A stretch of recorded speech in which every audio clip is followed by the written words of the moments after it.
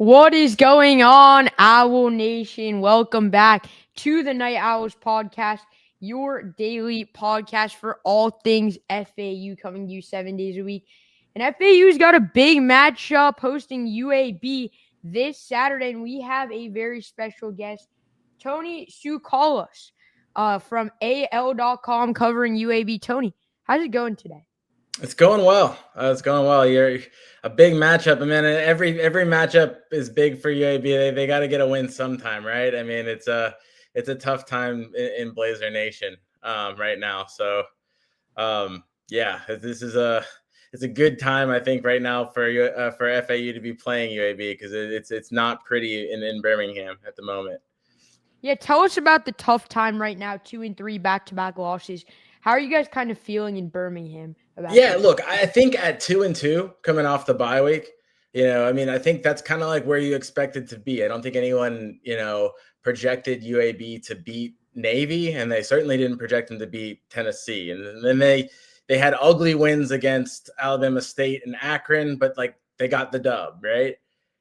And then you come into this game against Army, and that was a winnable matchup, and I think that they probably looked at those next two games as winnable matchups. I think coming out of the bye week 2-2, the pipe there, what now seems like a pipe dream for UAB, but the thought process and the dream for UAB was to beat Army at home and to use that momentum to win your first ever road game under Trent Dilfer at FAU. Those seemed like they could be winnable games at the time.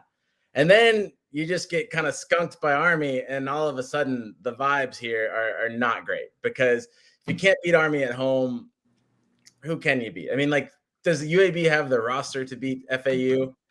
I think that could be a good game. Like, I think that, like, yes, they could, but man, you have a hard time picking them if they haven't won a game under Dilfer on the road. And you look at the way FAU's kind of trending up, UAB's obviously trending down.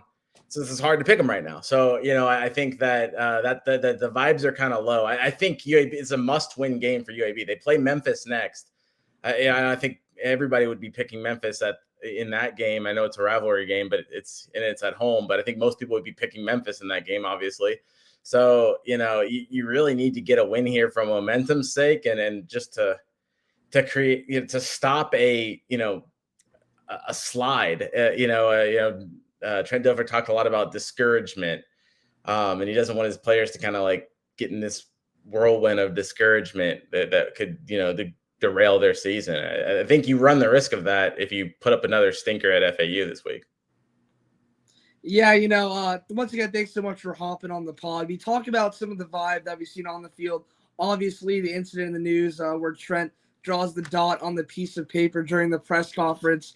What has that kind of done to the vibe of the program overall? Like, look, so it's easy to pick on Trent Dilfer right now. He does some corny stuff. I mean, he took a picture on the sideline against Tennessee. I knew, it's a small setup in Trent Dilfer's office. I knew the second he started drawing on a piece of paper, it crossed my mind, like, oh my God, this is going to be a meme. Like, this is I'm watching a meme just happen in real time. If you look at his message, though, I mean, like, take away the meme capabilities, and like, if Trent Dilfer was winning and he did that, I think a lot of people would be like, it makes sense. I mean, like, you look at it, and like the point he was trying to make was he drew a dot on a piece of paper and he said, what do you see? And obviously a reporter in the room says a dot, and he's like, what about the white space? And it's like, that's what negativity is. You only see the dot, but you don't see the white space. And then he drew a bigger dot and said, like, a lot of times in our minds, we, this is the picture we see, basically saying that, like, the problem is bigger than what you make it out to be in your mind, or, and you just focus on all the negativity. You don't focus on any of the positivity. What didn't get publicized as much was that Dilfer admitted that the dot UAB is facing in terms of negativity is quite bigger than the one he drew on his little sheet of paper. I mean, I don't think he's running from mistakes or problems, and I don't think he's just saying, let's focus on only the positives. I mean, like, he'll be the first one to tell you that UAB's the theme of this year for UAB has been the floor is way too low. When things go bad for UAB, they go way too bad, like too bad for any program in this conference. It shouldn't. For a D1 football team, things shouldn't go at their worst the way that they go for UAB, and that's something that needs to be fixed. But it's real easy to make fun of UAB at this time. At the same time, like they've got a pretty good offense. Jalen Kitna did not look good against Army, but he's looked good in the 4 other games he's played in, even including the Tennessee game.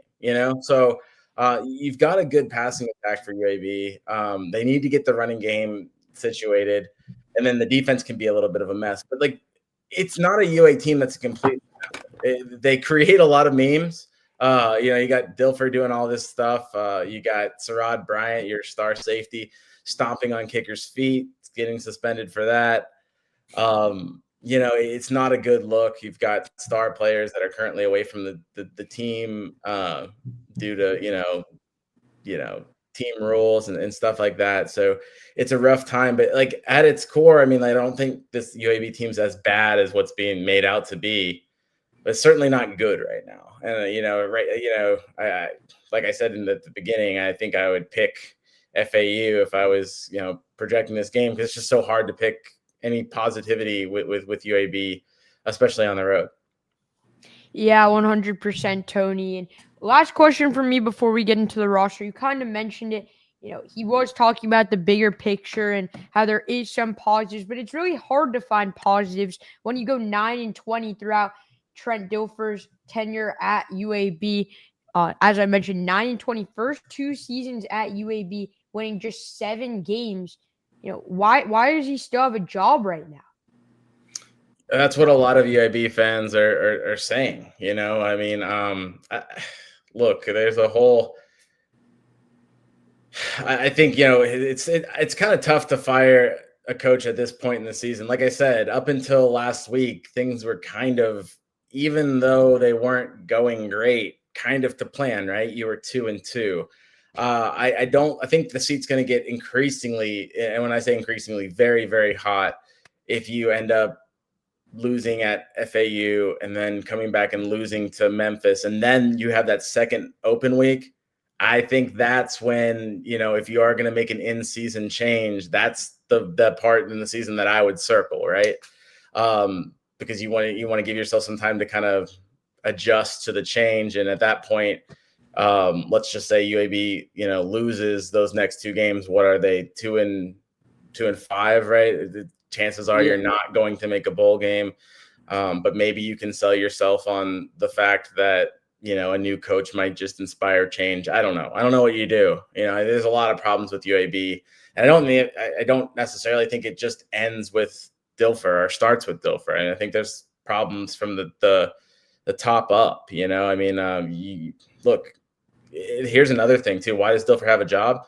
Mark Ingram, the AD, hired him. I think he made a bold choice by hiring Trent Dilfer. If you fire Trent Dilfer, do you kind of almost fire yourself at that point? I mean, you have to pretty much admit to being wrong there. And I think that's kind of tough to do. So I don't know, man. I don't know what UAB is going to do moving forward. And I get the case to fire Trent Dilfer. I could also easily see why UAB wouldn't fire Trent Dilfer, So, yeah, it's tough for me to talk about too, because I mean he's a great guy, and it's hard not to root for him. But but they're in a tough situation, and they need something to change, whether it's him or whether it's just a big win and a rally. I don't know. Things are on the verge of really just blowing up here, and you need to have some kind of positive momentum any kind of way you can get it. Yeah, that definitely makes sense. And it's super interesting to note that there's a second bye week that they have, like the new college football rules. Now everyone has 2 bye weeks in college football with the new era it is. And if there was a move, I agree with you. You'd want to have to do it in the bye week if they lose back-to-back games here at FAU and then to Memphis. So we'll see. Definitely, agree with you. The fact that the AD has to admit he's wrong, and that's something FAU fans are pretty pleased with, because Brian White, our AD, isn't that stubborn. He's, let go of 2 coaches in 4 years. So, not the most stubborn of guys. But let's talk about the roster. Jalen Kitna, you kind of mentioned him earlier. your QB1 right now. How would you kind of evaluate how he's been throughout the start of the season, and where do you think he can exploit this FAU defense? Yeah, I think he's been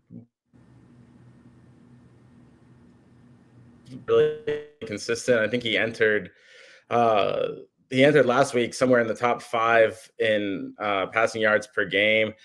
You've seen an increase in maturity. There has been some times where he's forced a few balls that have ended up in interceptions. I think a lot of that has come, he had a couple of those against Navy on the road where I think he kind of felt like he had to play some hero ball and get things done. I think he's been better about that. He was bad against Army. That was the frustrating thing about the game against Army for UAB was your defense actually kind of stepped up a little bit. And then you had Jalen Kitna having a what the hell game. You had like the one game where, if you were to ask UAB, okay, who's going to betray us in this Army game, it would not have been quarterback Jalen Kitna and kicker Jonah DeLong. Like it would not have been that. Like those are two of the most reliable players on the team, and they were bad. I mean, I think Jalen Kitna was worse than his. I don't have his numbers right in front of me in that game because they weren't that bad when you go back and look at what he did against Army, but he played poorly, and he just didn't.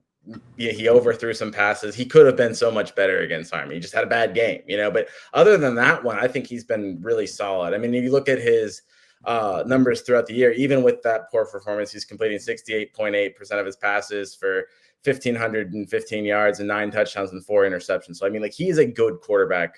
That's one of the areas that I feel like UAB could, can really attack anyone, not just FAU, but just anyone. I think that their passing attack is pretty good. I would expect this to be somewhat of a shootout because I know that FAU likes to air it out as well. So you would think that this would be kind of like one of those, back and forth track meet kind of games. Yeah, 260 yards, 1 touchdown, 1 interception for Kitna against It could have been worse. A lot of those yards were at the end, and when it mattered, he didn't really step up. But yeah. Yeah, you mentioned that run game a little weak. What do Jevin Jackson and Solomon Beebe bring to that offense? Yeah, so they're struggling at the moment. The running game's not as good. You talk about deceiving numbers, really. You look at Javon Jackson's numbers in that game. He had 2 really big rushes, I think like 30 and 20 yards. You take those out, it's a totally different stat line. I mean, that's not the way football works. Obviously, if you bust those 30 or 24 yards, you still got to credit those. But the consistency is just not there against in the running game. It's a little bit hard to judge because it hasn't been there in back-to-back weeks, and one of those weeks is Tennessee. And I think you kind of like, if you're a team like UAB, even if you're a team like FAU or really a lot of teams, you're not going to judge how you perform against an SEC, contender. It's just, so UAB couldn't run the ball against Tennessee. Well, I mean, not many people in this conference can, but it was concerning to see the way that they ran the ball against Army. It's tough even to judge that to a certain extent because you look at the way Army plays and it's so much ball control. And if you start falling behind, it's like, can you run the ball or are you running out of time? And it just leads you to pass more. But any way you slice it, I think UAB needs more, just consistency in the running game. They need to be a little bit more balanced. They've really thrown the ball too much, even though that's their strength. They've thrown the ball too much in the past 2 weeks. And I think, the consistency on the ground would probably open up even better play through the air. So they got to work on not being so one-dimensional. Yeah, 100%. And as you mentioned a little bit earlier, Kitna, he likes to air it out. He's leading the American Conference in passing yards currently through the first 5 weeks. Only second place, Caden Velkamp, FAU's quarterback, who's only behind Kitna. So it is going to be a battle through the air between these two teams, whoever's defense can stop the pass. And, you kind of mentioned it, one-dimensional. Your top receivers, Iverson Hooks and Corey Milner, both are playing pretty solid this year. Brandon Hawkins getting involved too. And, through these weapons that Kitna gets to throw to, who do you think FAU secondary should really look out for and try to stop of these 3? Because it's pretty much a 3-headed monster in the receiver. Well, yeah, and you got to look at, Corey Milner talked about stars being unavailable, due to conduct detrimental to the team. Trent Dilfer's kind of kept that close to the vest, but the last 2 games he hasn't played. So you look at those numbers. Here's a guy that was averaging about 100 yards a game. Then he hasn't played. He's not with the program right now. He's still on the roster, but he's not practicing. He's not going to play against FAU. So, like, that's your best, maybe your most talented player that's gone, you know? Now, I do think that, you know, UAB has plenty of capable receivers. I mean, Iverson Hooks is a big play guy. Brandon Hawkins is a guy that's done really well. Xavier Daisy, he's a little bit down on the list. He's a big kind of tough receiver that seems like he's coming into his own.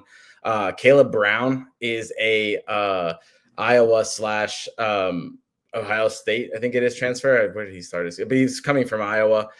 He is a, you know, a dynamic deep ball threat as well. So, you know, they've got some talent on this receiving core. They're not going to have Corey Milliner, which, I mean, you know, it's one thing. It's like if his head was on straight and he was listening and doing all the stuff he was supposed to be doing. Yeah, sure. You really want Corey in this game. I think they'll be able to be fine without him. I don't think that, you know, losing Corey Milliner will be the reason why they lose this game, but it'd be nice to have another option. But that being said, regardless, you know, Kitna does have a lot of weapons to turn to, and I think that's a big strength. And there's not really a number one receiver on this team, because I wouldn't even tell you of that bunch that's available who the number one receiver is. I couldn't tell you. But there's a lot of weapons. In Kitna, you have a quarterback that can see the field generally pretty well and can find the open man. So he's not a guy that needs to zero in on one guy either. So I think that's, you know, like I said, that's a big area of strength for UAB. Yeah, 100%. And, you know, thank you for the mention of Courtney Milner. That's good for FAU's defense because that's one less guy that they have to cover, the fact that he is injured. But let's flip it over, or suspended. Let's flip it over to the defensive side of the ball. Who are some of the stars on UAB's defense? And is this team going to probably be better at getting after Caden Velkamp and exploiting this team? Is their front seven the strength of this defense, or is their secondary and the guys, you know, safeties and corners really leading this defense? Look, I honestly don't even know really what to tell you in terms of who are the stars on this defense. This defense has struggled so much. I would say Sarad Bryant, the safety, the guy that stomped on the Tennessee kicker's foot, you know, is actually, despite that action, one of the team leaders, probably the best, most talented player on defense, and he'll be back. He's going to be a huge force. He always is for UAB. They had so many people missing, and it's hard to judge if not all those guys were on the injury report. Some of them were, some of them weren't. You know, Pierre Royster is a safety. He wasn't on the injury report. Dilfer said he was banged up. I don't know if there's any conduct thing.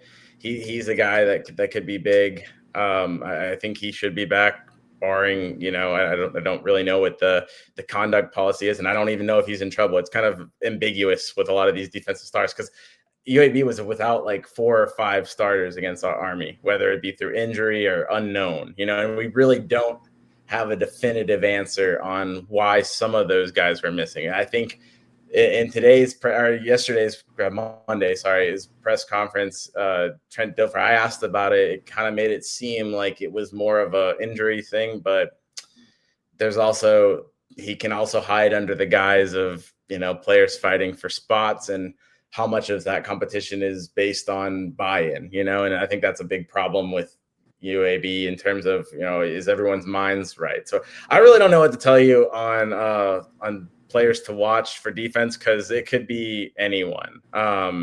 You know, I look at, you know, like they just got Jamichael Rogers back. He's a Miles College guy. He had like 18 tackles for a loss last season. He's more of a pass rushing specialist. Like, he didn't play a lot against Army because that really wasn't his game.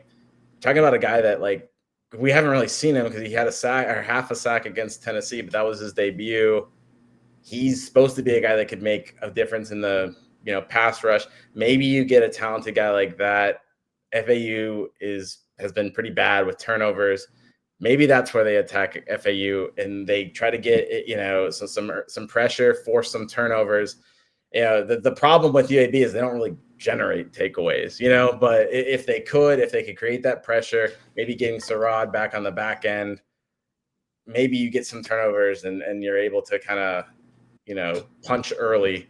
I think that could really help. But as far as like defensive names to watch, man, I couldn't tell you because the people I highlighted last week we didn't even play, So I'm kind of in the woods. I think everyone's kind of in the woods. If anything, maybe UAB has the the benefit of mystery, because I don't know how you game plan for a team where you don't know who the hell you're going to play, right?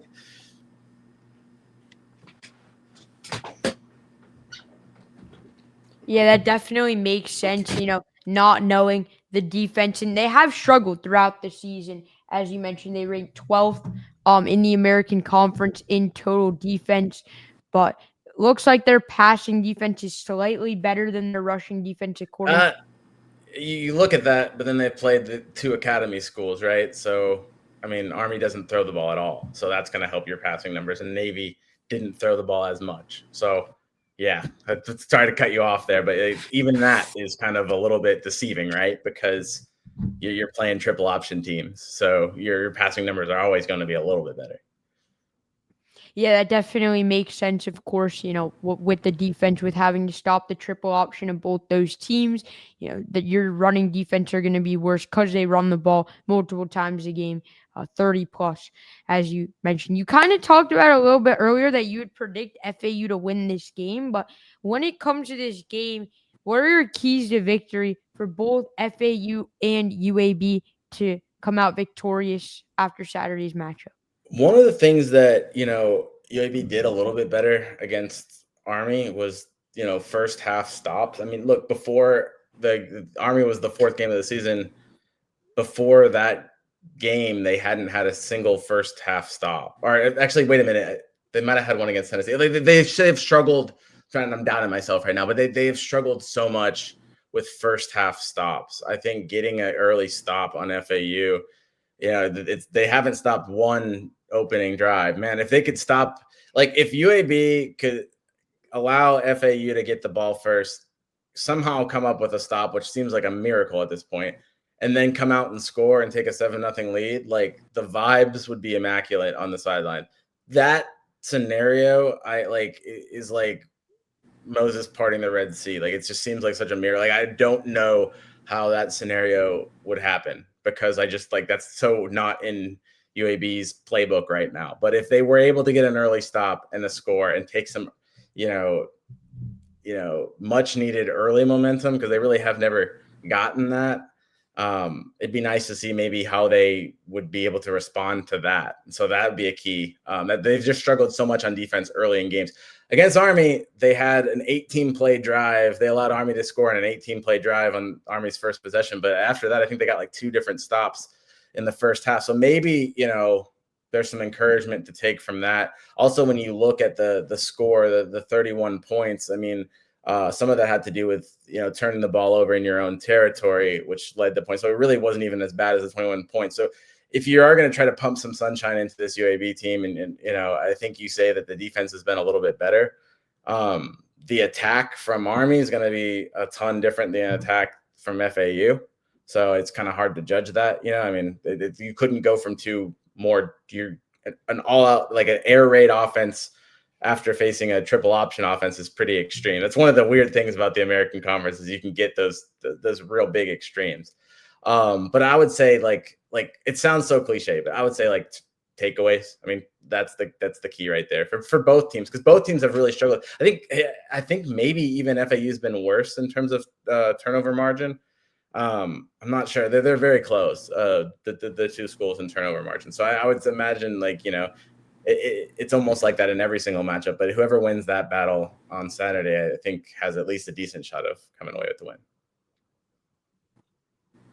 Yeah, you mentioned some of those based on defense. One guy that I'm looking at on the stat sheet, Chris Burge, the leading sacker on this team. Do you think, you mentioned takeaways, obviously. Fumbles are one of those great ways to get the ball and turn it over. What impact does he have on this defense? Yeah, he's big. And like I said, Jermichael Rogers is coming back. So you got 2 guys that, could maybe cause some pressure. And FAU's shown that it's made some bad decisions with the ball through the air. So I think those things stem through pressure. And those are 2 guys coming off the edge that I think can maybe generate that pressure and at least test the Owls, right? I think that's, and you're getting. It sounds like you're getting some of the guys in the secondary back. Obviously, you're going to have Sarad. He's a ball hawking kind of guy. So yeah, I mean, like that's going to be key in terms of getting pressure. Whether it's sacks, whether it's turnovers, I think generating pressure against a passing team is vital. Because if you give, if you give FAU a chance to work in the pocket with the passing attack they have, they're going to eat your lunch. So yeah, Burge will be big. I think Rogers, if he's healthy, will be big. It sounds like he is. Yeah,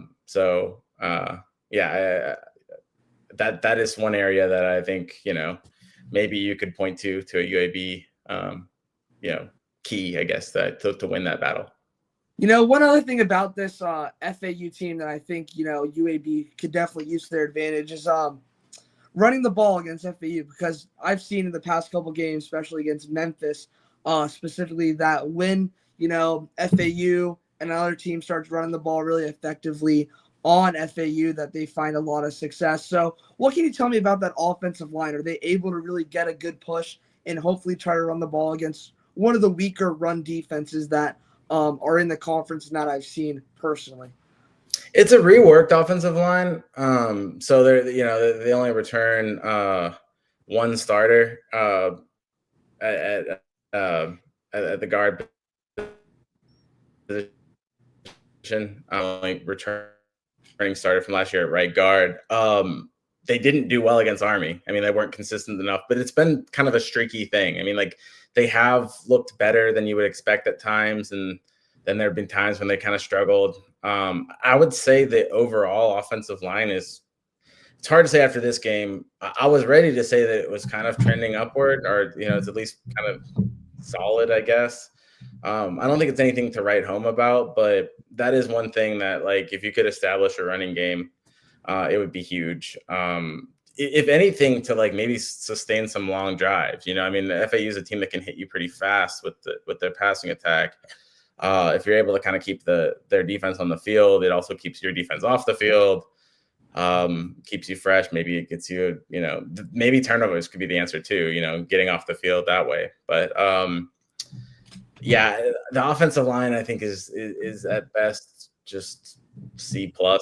I think at the moment, if I had to give it a grade, it's not, anything to write home about, but it can, it seems at times like it has potential to gel into a little bit better than it is. One other last thing, we talked about offense, defense. Want to get a little bit into special teams because you mentioned some of the struggles with your kicker last week. Overall, as a unit, how does that special teams group operate, and what improvement possibly could we see out of that UAB special teams group? Well, yeah, I mean, you're going to need to see a ton of improvement from the Army game, because you had a fumble that led to a touchdown from Solomon Beebe, a guy that was he was, among the conference leaders in all-purpose yards. He was a great kick returner. He had returned a kick previously in the season.